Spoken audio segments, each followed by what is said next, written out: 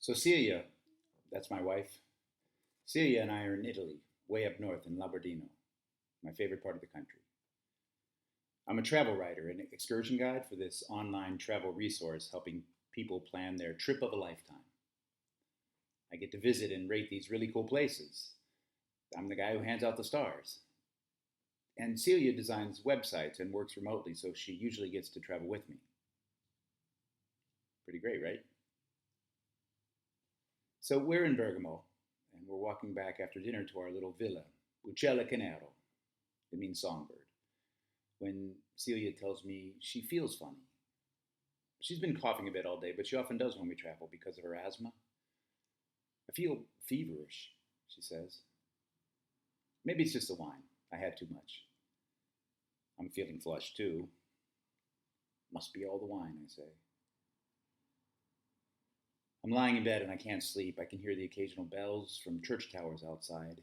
Celia's turned the other way and coughing, but that's not keeping me awake. All I can think about is the virus. We've heard reports of it starting to pop up in Lombardia. Everybody in Bergamo's been talking about how they know somebody who knows someone who thinks they might be coming down with it. I'm worried. But we haven't been in Italy 3 days yet. I tell myself to relax. We don't have it, right? In the morning, I try to buy a thermometer to take our temps, but the stores are all sold out, and we decide to keep our fevers down and just ride it out in the villa.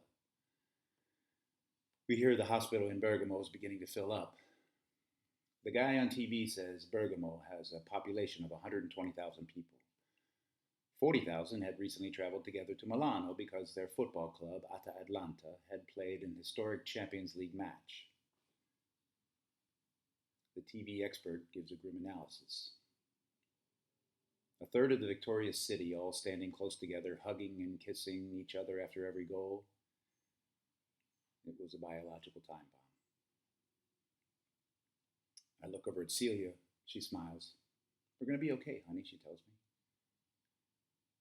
But Celia's cough gets worse and worse. I'm really worried now. Celia's not a complainer. She never has been. Save the hospital beds for the sick people, she says. But by the end of the week, her cough is terrible. I'll admit, I'm really freaking out.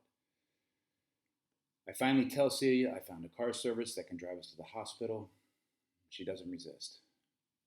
She looks at me and nods. So I'm lying in bed in the ER, and Celia's lying and coughing in the bed right next to me. My joints really ache, and I'm starting to cough too.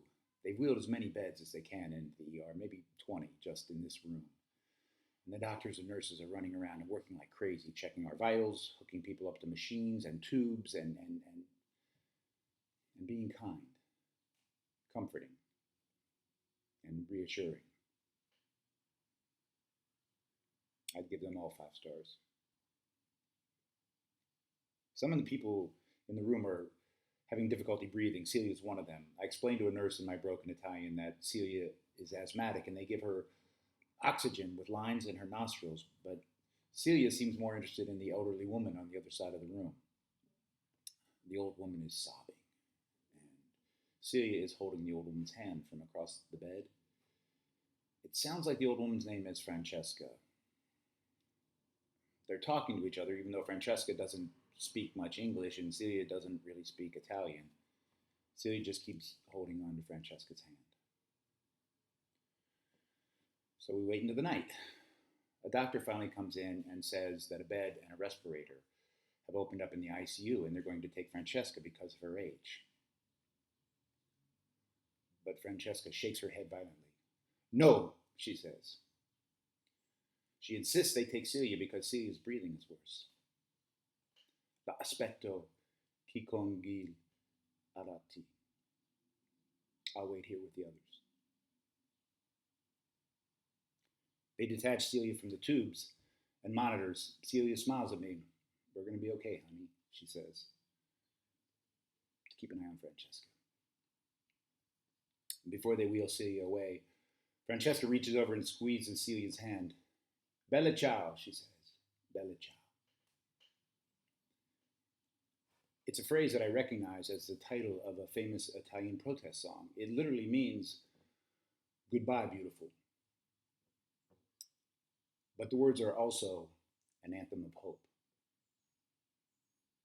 Until we meet again, bella ciao.